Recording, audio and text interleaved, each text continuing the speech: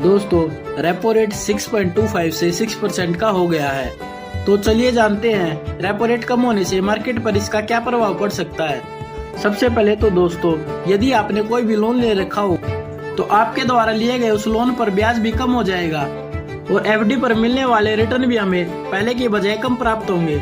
और एक बात याद रखना दोस्तों, यदि किसी व्यक्ति ने लोन ले रखा है और आरबीआई ने रेपो रेट कम किया है तो यह जरूरी नहीं है कि आरबीआई के रेपो रेट कम करने के कारण उस लोन पर रेट ऑफ इंटरेस्ट भी कम हो जाएगा, क्योंकि यह आपको देखना है कि आपके द्वारा लिया गया loan fix rate of interest पर है या फ्लोटिंग रेट ऑफ इंटरेस्ट पर है।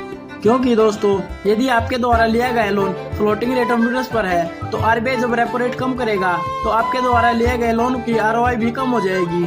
और यदि आपने जो लोन लिया है वह फिक्स रेट ऑफ इंटरेस्ट पर लिया है तो आरबीआई के रेपो रेट कम करने पर भी आपके द्वारा लिए गए लोन की आरओआई कम नहीं होगी। तो लोन लेने से पहले दोस्तों इन सब चीजों के बारे में जरूर जान लेना।